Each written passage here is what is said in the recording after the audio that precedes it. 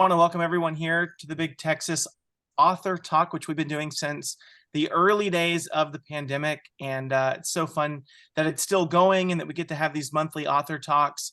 And, we've been doing this and we've been sponsored by Humanities Texas, the University of Texas Library System, and Lone Star Literary always helps us spread the word about the Big Texas Author Talk. And this all came together because David Samuel Levinson had an idea over 3 years ago to bring together Gemini Inc. and us up here in Dallas, writingworkshops.com or Writing Workshops Dallas, however you know us. And we've been doing it ever since. So I'm going to hand it over to Alexandra, who to say a little bit about Gemini Inc., and then we'll introduce our special guests tonight. But thank you all for being here. Oh, no, thanks so much, Blake. So yeah, as Blake said, I'm Alexandra Vandekamp. I'm the executive director of Gemini Inc. We're San Antonio's Writing Arts Center. Believe it or not, we're in our 30th year. And our mission is to teach the craft of writing to people of all skill levels so they can bring their stories to life. So we have year-round writing workshops, everything to promote the literary arts and help readers encounter great writers. We're your people. So I love the Big Texas Author Talk. We've done it for more than 3 years, and we've had a fabulous experience bringing together really talented authors from all over the state or who have had some kind of history of Texas in their life or literary journey, and then, pairing them with wonderful featured and guest moderators. So you're in for a treat tonight with Thomas McNeely and his latest novel, which has a great title, Pictures of the Shark. And our guest moderator, Stephanie Reents. So I'm going to, step aside because we want to hear from them. But thank you so much for joining us. If you want, check out GeminiInc.org. And thanks so much for what is it? It's already September. The September Big Texas Author Talk. So David, I'm going to hand it over to you so you can introduce our featured writers. Thank you. Okay, so first we have Stephanie Reents, who will be moderating the discussion. She received a BA from Amherst College, a second BA from Oxford University as a Rhodes Scholar, and an MFA from the University of Arizona. She's the author of The Kissing List, a collection of connected stories that was an editor's choice in the New York Times Book Review, and I Meant to Kill Ye, a bibliomemoir that is an account of her journey into the strange voice at the heart of Cormac McCarthy's Blood Meridian. I really want to read that. She has twice been awarded an O. Henry Prize for her short fiction. Her novel, I Love to Run, is under contract at Penguin Random House. Congratulations. Now I will introduce our featured writer. He's an East Side Houston native. He's published short stories and nonfiction in The Atlantic, Texas Monthly, Ploughshares, and many other magazines and anthologies, including Best American Mystery Stories and Algonquin Books, Best of the South. His stories have been shortlisted for the Pushcart Prize, Best American Short Stories, and O. Henry Award anthologies. He has received National Endowment. He has received a National Endowment for the Arts, a Wallace Stegner and MacDowell Colony fellowships for his fiction. His first book, Ghost Horse, won the Gival Press Novel Award and was shortlisted for the William Saroyan International Prize in Writing. He currently teaches in the Stanford Online Writing Studio and at Emerson College in Boston.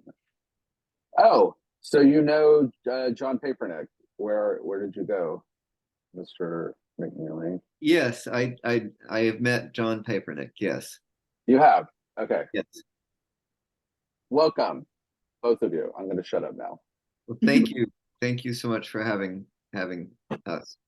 Yeah, thank you so much for the nice welcome, and it's so great to be in a virtual gathering of writers, and I hope this can be really a conversation tonight because I know for myself right now, I'm revising my novel and it's very, very lonely work and I'm going a little bit crazy. And I feel like I would be a slightly better, saner person if I talked to others instead of just staring at my computer screen, trying to figure out what my characters should be saying in particular scenes. So I'm super, super excited to be in conversation with Tom, who's a very, very old friend of mine. We were at Stanford together. I think, but more importantly, and I hope this will speak to all of you, we've been in a writing group together since about 2008. It's a writing group that meets on a monthly basis, and it has just meant so much to me. It's literally almost been like a kind of chosen family. So it's slightly dysfunctional at times, but just so important to who I am as a writer and who I am as a human being. So I'm really excited to get to talk to Tom about his work. Tom, I want to ask you to read from your collection of interconnected stories, Pictures of the Shark. Okay. Thank you, Stephanie, and thank you all for having me here. I'm going to read from a story called No One's Trash. And I've got there's a little bit of setup here. This is set during Hurricane Carla,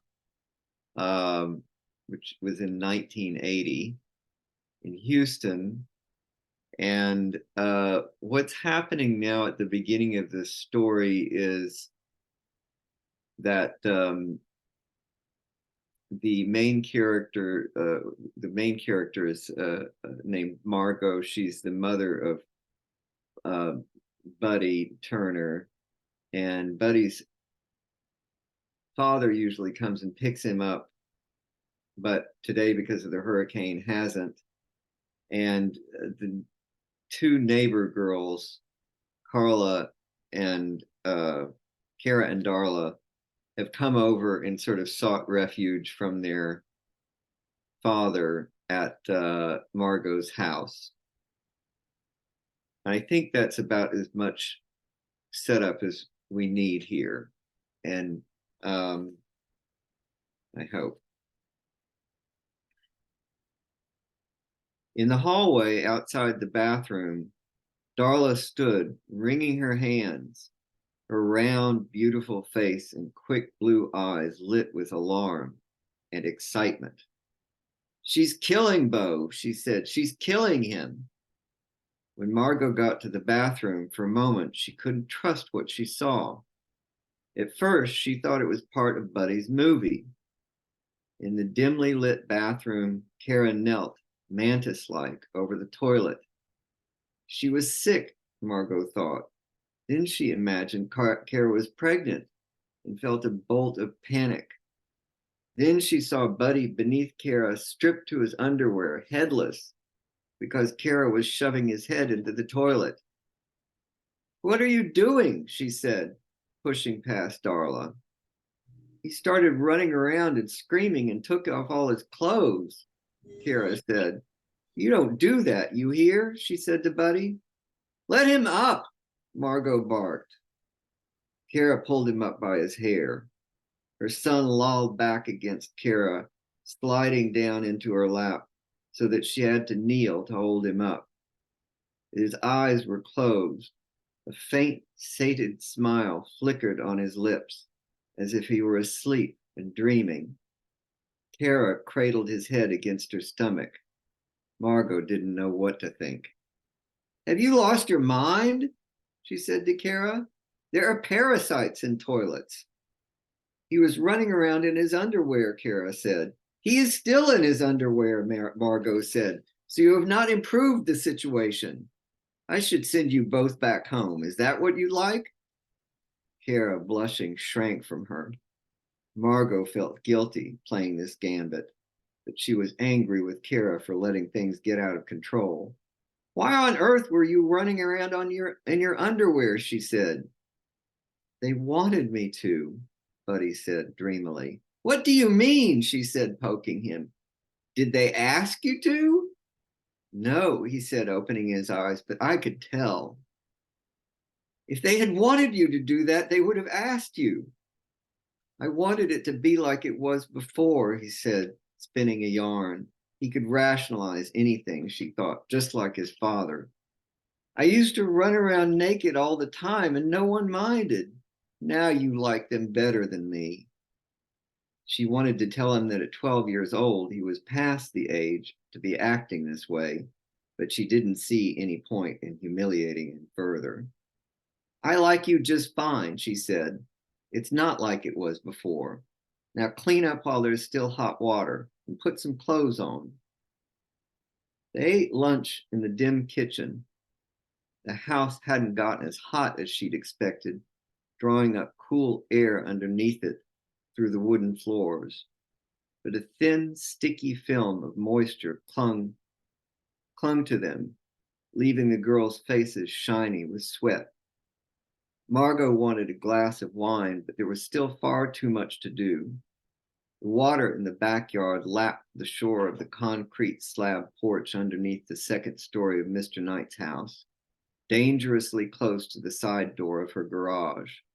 Somebody would have to go outside to clear the drain. The girls now gazed upon Buddy with sisterly compassion. By some mysterious means, a score had been settled between them, peace regained. Darla, in prosecutorial mode, recounted the horrors he had fed them about the private school Arlene, his grandmother, paid for him to attend, the uniforms, the French lessons, the marching to chapel. Kara mooed and nodded. Her son sat back in his chair, fattening like a tick on their sympathy. Beau told us he has to go over to his grandmother's house every weekend, Darla said. He says that he has to do all his schoolwork over again. He says that his grandmother's mean and crazy.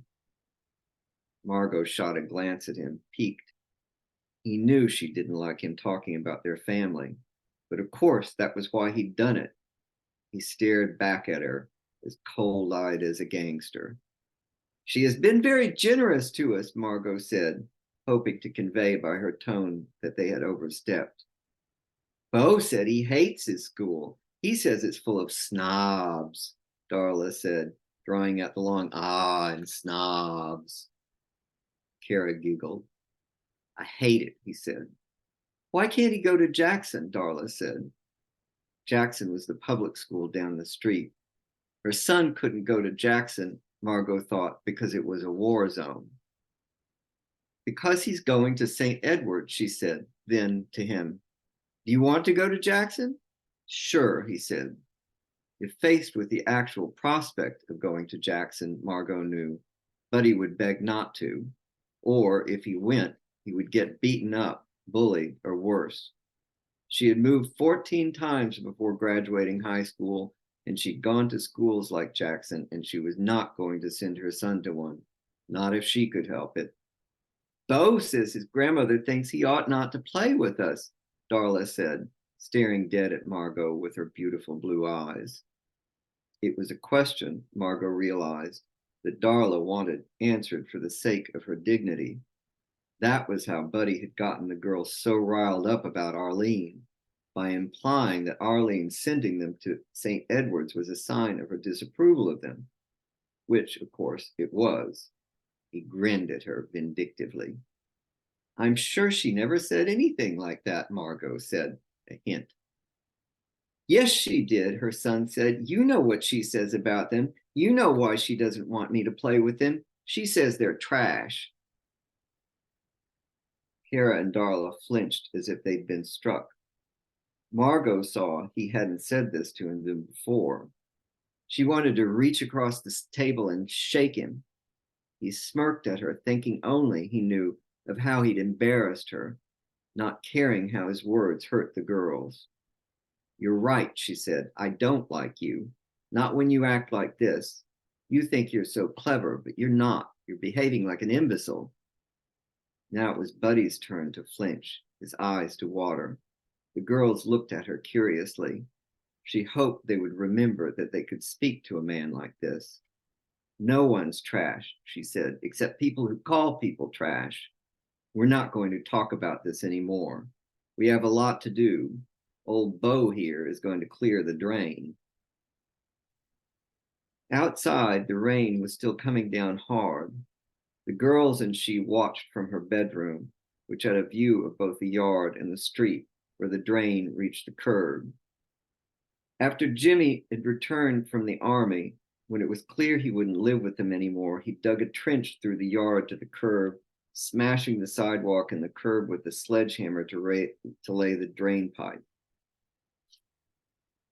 They watched Buddy wade into the yard, squinting in the rain, his hair plastered dark and slick on his head, his yellow swimming trunks plastered against his legs. He moved carefully through the water, carrying a garbage bag, his face grave and older looking.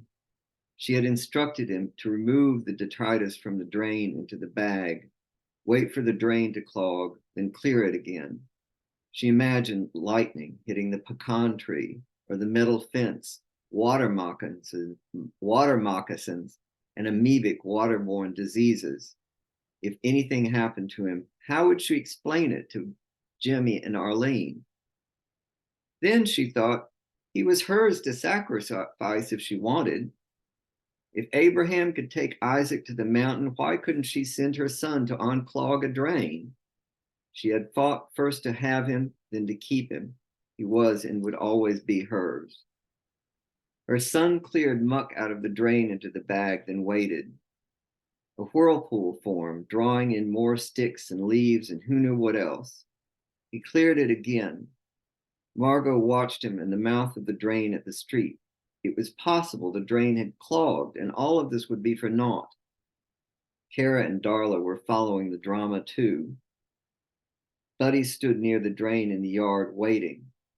In his frowning, abstracted face, she saw Jimmy's face, and the faces of her father, her uncles, her cousins, silent, dutiful men, useful men.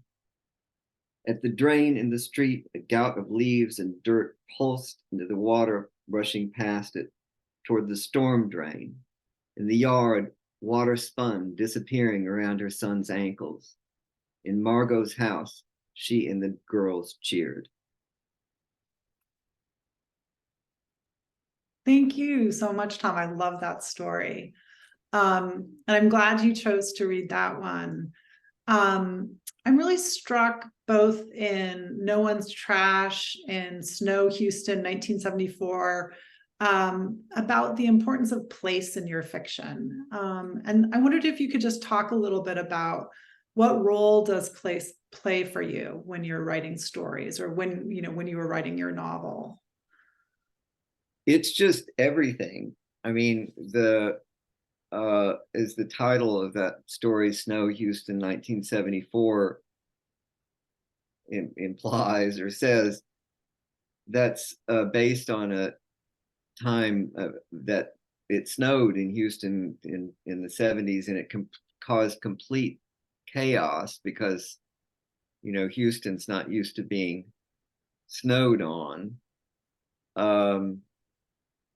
And this story is set during Hurricane Carla, which is, anybody knows, was kind of every year or two we'd have a really bad hurricane.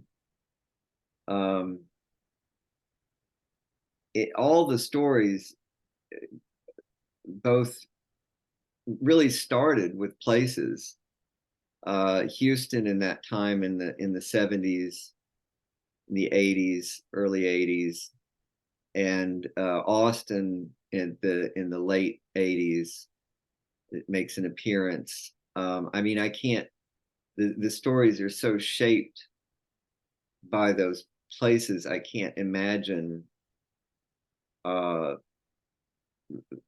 being anywhere else. I was trying to capture, I guess, in Houston, that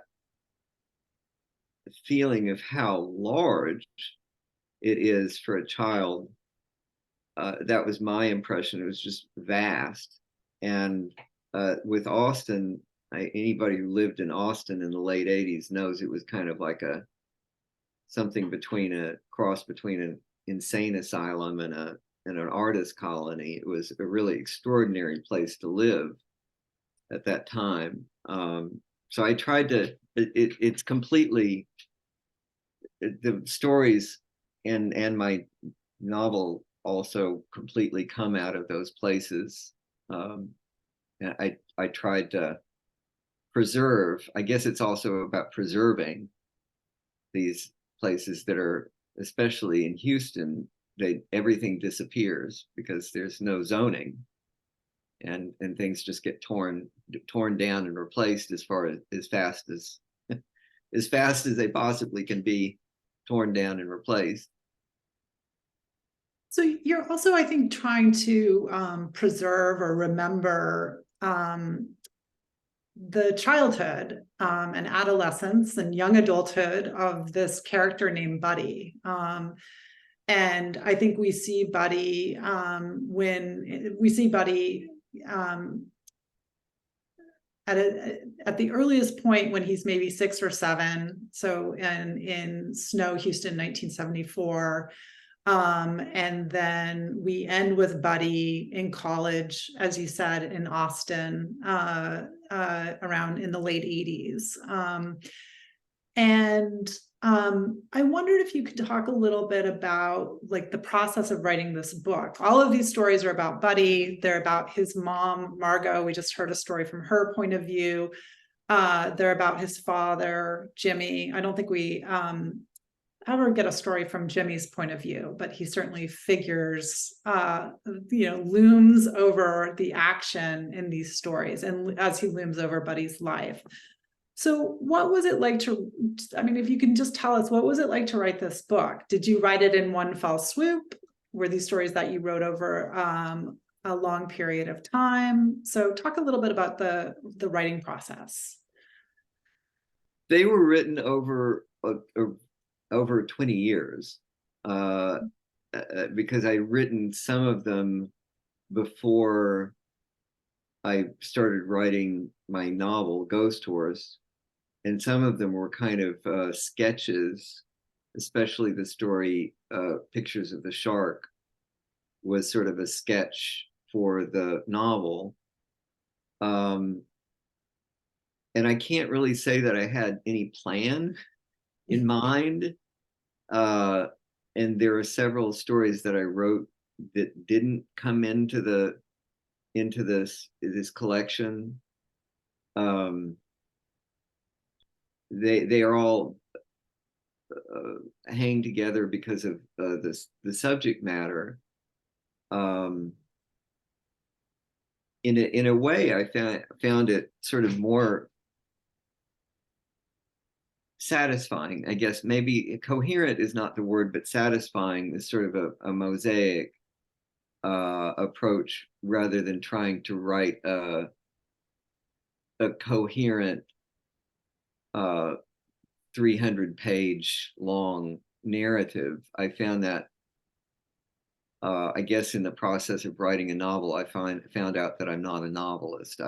It was not what is not the form that I liked. I love the short story form, and so these were kind of it's akin in my mind to this sort of a collage of snapshots, and there's a completeness, I guess, that comes out of that I found much more satisfying than the not this linear narrative of the novel. It's really interesting to hear you use the word mosaic to describe this collection. I wondered if you could talk a little bit, because it's interesting to me that these stories don't appear in chronological order, right? That we have a story like Ariel where we jump forward in time and we see Buddy as a kind of a love-struck very young alcoholic. And then we move back in time and we see Buddy at earlier moments. We see his like obsession with Elvis. We see his, we see him on a trip with his father off to California to see Jaws, to see the mechanical shark that is used in the movie Jaws. So why did you decide not to place these stories in chronological order? So not only do we have stories instead of a novel, but then we have stories about one character that are out of order. What do you gain from that choice? I guess is love struck is a polite term for narcissistic pain in the ass. the that character at that point.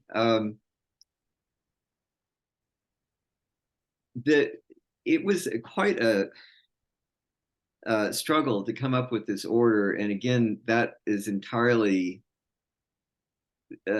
credited to P.J. Carlisle, the managing editor at Texas Review Press. He and I worked for a couple of months on trying to get this order right, and this it's not complicated. I mean, it's sort of going from the earliest one to not the latest, but kind of switching back between childhood and adulthood or young adulthood would seem to kind of be intuitively obvious, but it really took a lot of figuring out. And I think that was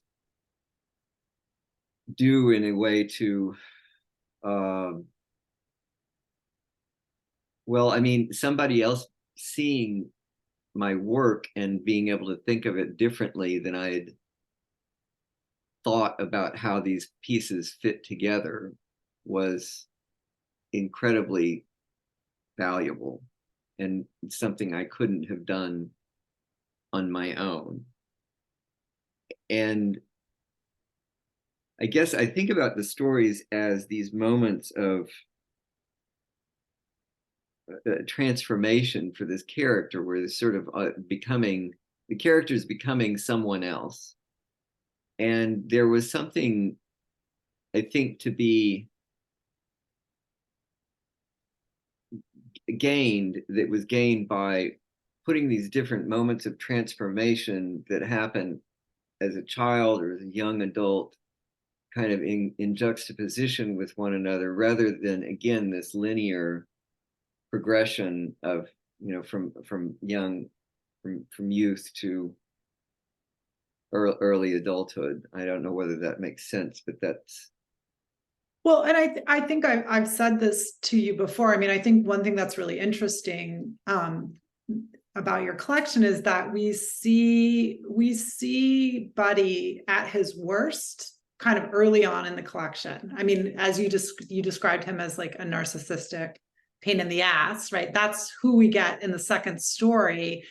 And then I think that, like, what's so interesting is that then you back up in time and we kind of get to see what are all of the forces acting upon this little boy that ultimately turn him into the narcissistic pain in the ass who's drinking too much, who's putting on a tweed sports coat at age 15 or 16 and going out to buy alcohol, right? How has he become this person? And I think so it's kind of like we see the train wreck at different moments. We see this kind of young adult who is a train wreck, and then we get to see how the train wreck happened. I mean, it's a kind of clumsy analogy, but I think that's one of the things that makes the order of these stories really interesting. I want to shift the conversation a little bit. I know from knowing you, and I know from some of the essays that you've published, that many of these stories are autobiographical, that they have their roots in things that actually happened. And so I wonder if you could just talk a little bit about why did you feel like, what drew you to this material? Like, what were you trying to understand by writing about yourself, or writing about a kind of like persona of who you are, and writing about things that may have happened to you? Like, where are they real and where are they not real? And how does a writer kind of handle that process of taking things that happened and turning them into fiction? Well, I mean, the flippant answer, I guess, is that I don't have much of an imagination, and I can't. This was the material that I had at hand. But is anybody who's written about their own lives trying to turn it into fiction, simply transcribing or trying to recapitulate what your memory of that actually happened, at least for me, doesn't convey the emotional content of those of that event from the past. So while these stories are autobiographical in some of the events that happened, in quite a few of the events that happened, that it was, and again, I think this is probably familiar to anybody who's tried to write about their own lives. I found that I had to look at things very differently. I had to make the material strange to myself in order to convey the emotional effect that the stories were that I imagine the stories were having on the characters. So by the time I've got that far, I thought, by the time it got that far, I was dealing with characters who really were strange to me, and I think it wasn't as if I planned this out. It was a lot of very painful trial and error, because many of these stories were kind of apprentice work, and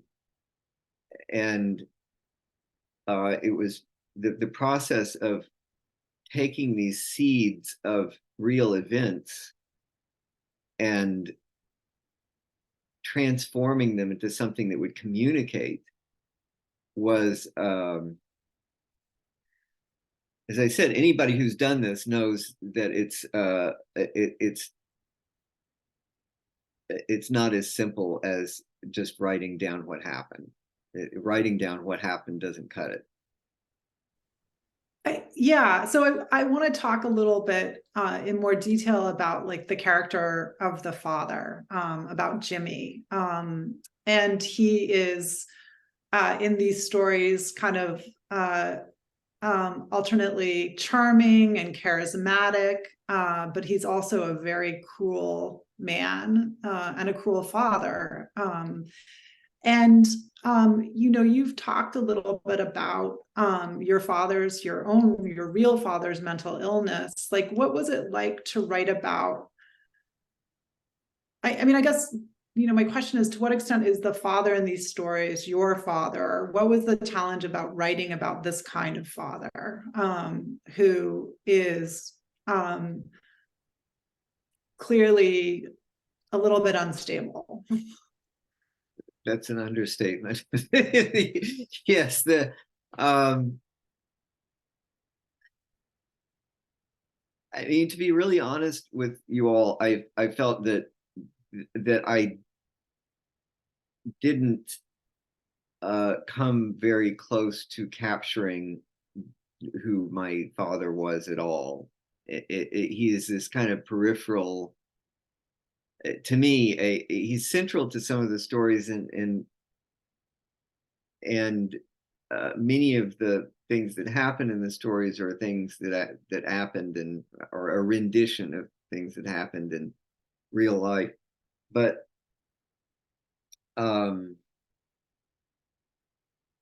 maybe I'm just not seeing the character very, very clearly, because I'm still sort of so close.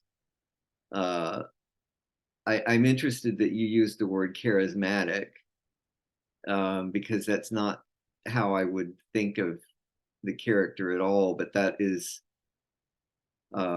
that's true. I mean,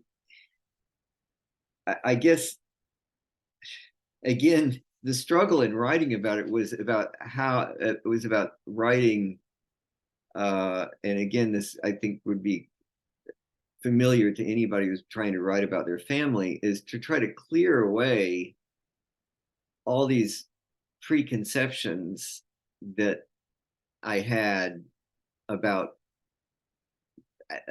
what was happening in the family. That was, in my experience, that was what mental illness did in the family more than anything else, was to distort reality and to clear that, to try to see through that, and to write a narrative that wasn't kind of operating on the terms of apologizing or rationalizing his behavior, was the first challenge, if that makes any sense at all. Yeah. I'm curious. I mean, I think one of the fears that many of us have when we're writing fiction or nonfiction about people in our lives is how those people will react, or how people who are peripherally connected will react to seeing them in the pages of our work. Did you have any of those fears? Did any of your family members read this book? Like, what did that ever stop you from writing some stories, or did that ever change what you were writing? Well, I didn't have that problem because they were all dead by the time the book was published. My mother didn't really like the stories very much. My father took his own life when I was writing the novel. He did read some of the stories, and that I mean, it had a sort of a paradoxical effect that I found that I was writing these stories or the novel to sort of give him what for. I'm going to tell you, I was grinding my axe, and that taking away that audience at first seemed like this terrible tragedy, and it was a tragedy, but it was also, I hate to say it, it's very liberating, because then I didn't have to. I was thinking about it in that character. I wasn't thinking about that character in relation to someone in real life, which, again, anybody who's tried to write about their families, if you have this idea that they're looking over your shoulder, that's not exactly going to make you candid or free in what you say. So is your advice that you just don't worry about what people are going to think or what family is going to think? You just write the story that you need to write? I mean, what do you say to people who are in that situation?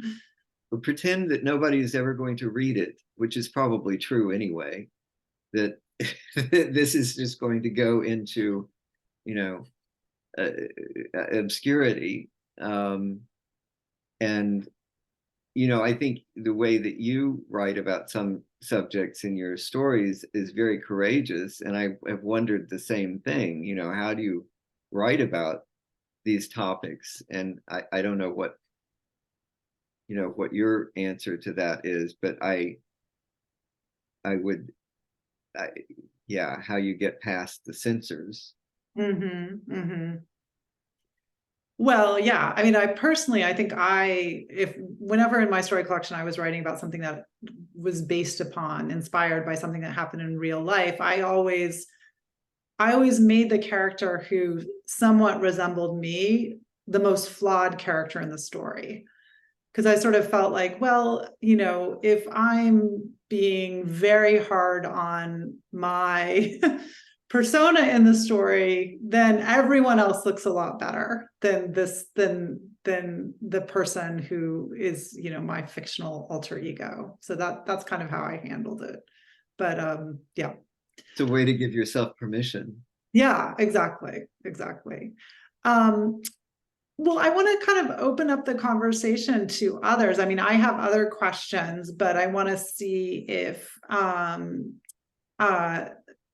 other people have questions, and you can just raise your hand. I can't see everyone, so you can always use the little hand icon, or you can just speak, whatever you want to do. But I'd love to hear what questions people have for Tom. Same. Yes, Lori. I just want to make a quick comment since we're discussing writing about family. Anne Lamott said if people didn't want to be written about, then they should have behaved better. I like that. You know, or you can just thank them for all the good material they're giving you. Exactly. Are you writing about your family? I have written about it. I'm actually a poet that dabbles in fiction. I like this. I don't really know how to write fiction, even though I have formal education in it. But you know, what good is that? Yeah, after you know so many decades, I don't remember any of what I learned other than you know whatever I learned then. But I do write. I do write about my family. But sometimes in obscure ways, you know, I think it's unavoidable because, you know, I spend a lot of time with my family. I mean, they're the people I know the best. They're the ones that I spent the longest time with. So I think things just come up in general that come out through my writing. You know, it's just unavoidable. This is such a great source of material. Mm. I mean, in a way that's all you have, right? Yeah, true. Well, I mean, you could go out and look at the trees. Absolutely, yes. And other people have questions or comments? Can I ask a question, Thomas? Yeah. Sure. Yeah, I'm gonna so I'm a poet too who dabbles in prose, Lori. So I guess you know I loved your comments, Stephanie, and I wanted to hear your point of this as well, Thomas, about just the writing group that has played such a role in your life. So Thomas, you want to talk about like either the same writing group Stephanie's referencing or another writing group, just how you know writing is lonely. I mean, how have you kind of you know created community around you to help fuel your writing and keep you going when you know things were challenging with your writing process or anything like that? I mean, I found it to be absolutely indispensable. I cannot imagine how I would have kept writing without that writing group. I was very lucky to have gotten into that group right out of my MFA, and I don't know what I would have done. I mean, I think that the Gemini Inc. and the Dallas Writing Group organization and Grub Street Writers here, Write Space in Houston, just provides it's invaluable. I don't know, Steph. Yeah. Yeah, I mean, I think I'm going to just pick up on what Tom's saying about how, you know, Tom just mentioned a bunch of community organizations, community writing organizations. And you know, when I was in my early 20s, I lived in New York City. I was not writing. I felt like I was losing my imagination because I was like working for education nonprofits. And I took a course at the Writer's Voice at like the West Side Y and met a bunch of interesting people. And to this day, you know, 25 years later, I'm still exchanging work with one of the writers in that group. And so I think, you know, I wouldn't know Tom if not for, the time in the Stegner program. So I think, we go to community organizations for community, and you can stay at them and keep taking courses at them. But you can also sort of, make sure you take your friends with you. So because both in combination are just so valuable. And, I think something about, our writing group that we've been in, and Tom's been in it much longer than I have, is that the woman who started it, one of her requirements, and it can be a little bit like dictatorial sometimes, is that you have to have something every time you come to the writing group. And so, even if it's not even, but, you can write a bunch of, pieces of sudden fiction, right? You don't have to turn in a lot, but you have to turn in something. And not, sometimes we break those rules. I've been breaking the rule for the past 2 years as I've been working on my novel. But her work ethic is really impressive, and something I think we all attempt to emulate. But her work ethic makes us work a little bit harder. And so, and it doesn't mean like you always agree with people in your writing group. Tom and I have been in huge arguments sometimes over pieces of writing, but we get past them, but it's really, just find your people. However you find your people, or find new people. That's also good, like by taking lots of different classes or looking for lots of different opportunities, but just whatever it takes to keep yourself honest and keep yourself, going back to the page, to the computer. I think that's just so valuable. Yeah, that accountability is invaluable. Joseph, oh, hi, Joe. Hello, Tom. I had the great privilege of being one of Tom's students my freshman year at Emerson, and his class was truly one of the most transformative experiences of my life. I am a big fan of his work. I think all his work is just very impressive. So I had a very specific question about the collection. I was just wondering if you could speak on the little the little quote from the Wallace Stevens poem that appears at the beginning of the collection, the Snowman. I think it's taken from the last like line and a half or so. Yeah. I have been wondering about that since I read the book when I first got it. So I was just wondering. I'd be interested to hear you speak on that. Well, thank you, Joe, for those very kind words. And you're a great student, especially because you say such nice things about me. So it's from I think these are the last lines of the poem. For the listener who listens in the snow and nothing himself beholds, nothing that is not there and the nothing that is. There's part of a sentence that precedes it, and I'm sorry I don't have the rest of it in mind, but I kind of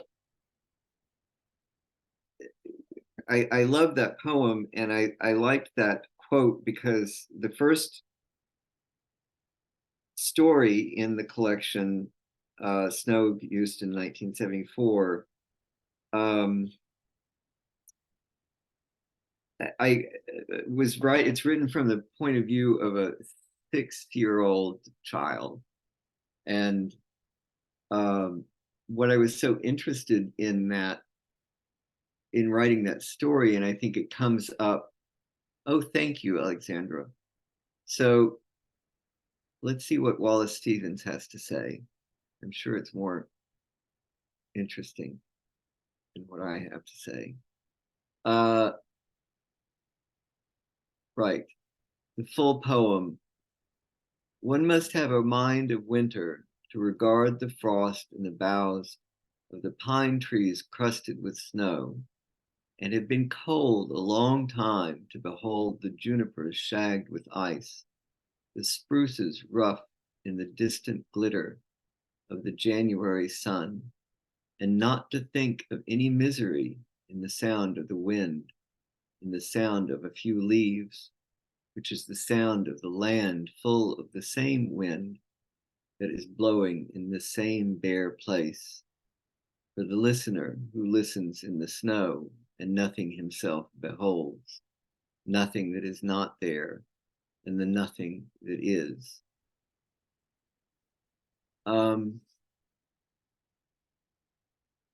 Such a great poem.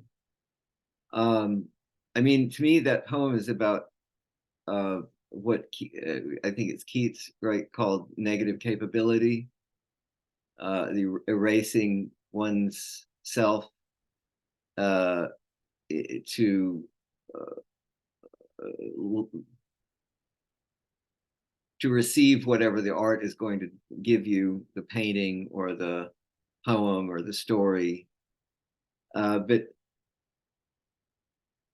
it was also, as I said, the first story in the collection is from the point of view of this young boy who, what I was really interested in this story was the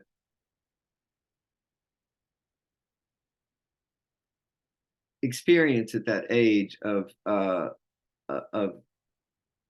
if somebody doesn't see you, are you really there? Of what Freud called the Fort Da, you're here, you see it, if you're seen, you have a presence to somebody else, and therefore you have a presence to yourself. And that was something that I was interested in a lot of the stories, was the characters' experience of how they're recognized or not by others, and how that affects the sense of themselves. I think that was, in a way, the thing I was most interested in. So that's why I picked that Wallace Stevens epigraph. Thank you for asking, Joe.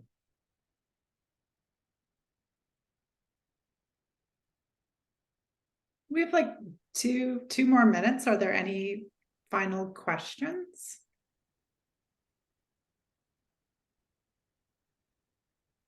I can ask that very predictable question. What are you working on next or now, Thomas?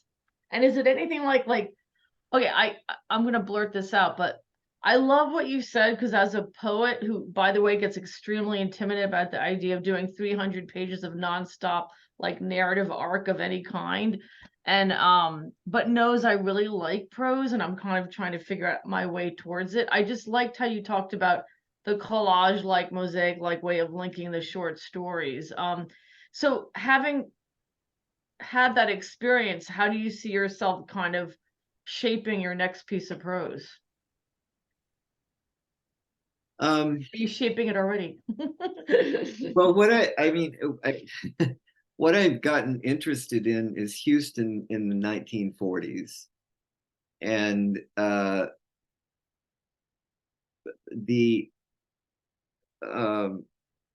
that's one period that I'm interested in, and particularly in how Rice University came about, the way that the naval shipbuilding industry that was funded by the United States government made Houston what it is today. And I'm also interested in a story that I keep coming back to is my maternal grandmother, who had won a scholarship to the University of Texas and full ride, and decided not to go for reasons that are still obscure to me. And she's a brilliant woman. She could recite poetry, you know, sit and recite poetry well into her 80s. And I still don't understand why that choice was made. So I think I'm wandering around in these different stories that both require a lot of research, which is a great way to avoid actually writing anything. And it's, oh, I need to do some more research about you know, the view of genetics before the double helix. I'll spend a week on that. But Stephanie, do you want to talk at all about what you've been doing? No. I think we're out of time. So yeah. Well, thank you all so much for coming to this reading. It's been such an honor and a pleasure. Yeah. Thank you so much. Yeah. Thanks to everyone. And I hope you, I would love to hear what you're all working on. So I'm sorry we don't have time for that. But best of luck with everyone's projects. Well, thank you, Stephanie. Thank you, Thomas, for being here tonight and for such a great discussion. And it's just been a real pleasure having you on the Big Texas Author Talk. Thank you so much. Thank you. Thanks. Good night. Good night, y'all. Have a great It was evening. great seeing you, Thomas. Great meeting you, Stephanie. Good to meet you guys too. See you, Bye. Alexandra.